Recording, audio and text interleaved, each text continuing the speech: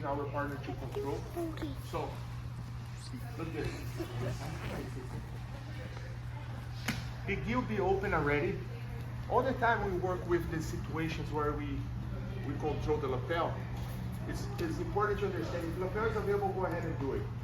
At least in my opinion, if you have to work too hard to let go of the lapel and open everything, this might not be the best option at that moment, okay? So, but the situation is this. We end up here, and I realize this lapel here is available, is easy to pull, and I'm gonna deliver it to the opposite hand. So when people come here, this is the configuration. Opposite lapel to the hand here, okay? I cannot go ahead and reach super high, because if he can put his arm around my elbow, put around the elbow, that's a problem. Even if I sprawl, he can roll me that way. So I need to keep my elbow behind his hip line. So it's very important to be here.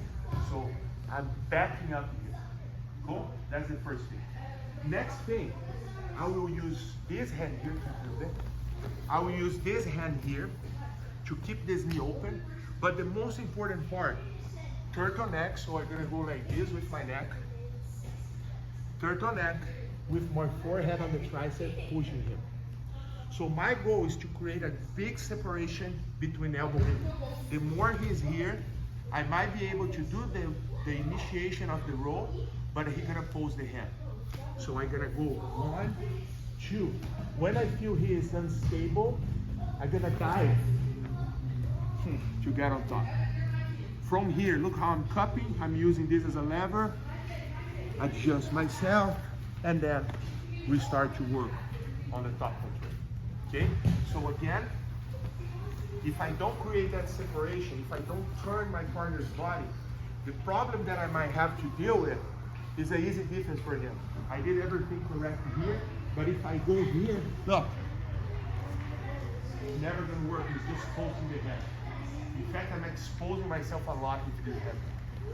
So from here, I'm gonna go like this, push with the head, and now he doesn't have time when I got it.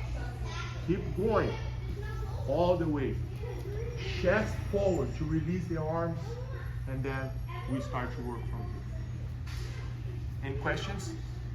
So you don't have to get under the shin, you can go under the thigh? You can go under the thigh. You don't need to go under the shin. Good? See it one more time. Of course. So, edge of the lapel, pull. The more you keep your elbow free, jumping bird. The more you keep your elbow free, better for you. Now you start to position here. Very important, this shoulder connection here. You start to pull the leg, but don't muscle. Just keep this tension here.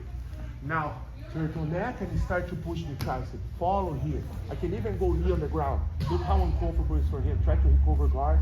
Anything he tried to hold, you have a very good control over your opponents.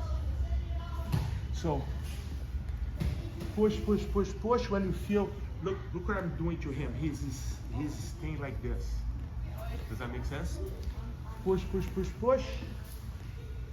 Dive. Control the leg. This is important because otherwise he's gonna keep rolling and you guys end up on the same spot.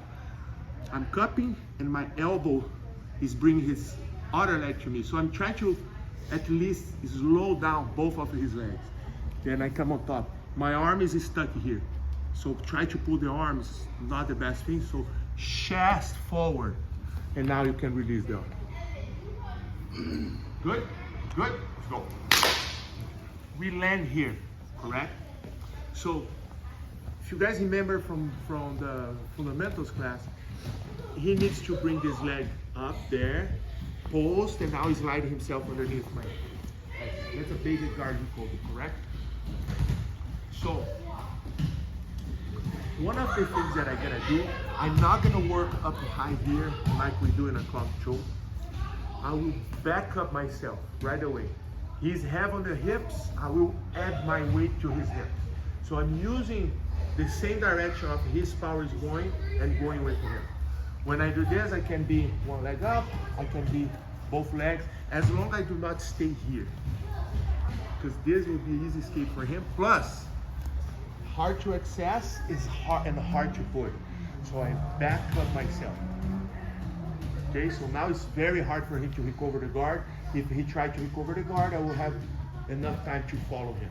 That's number one.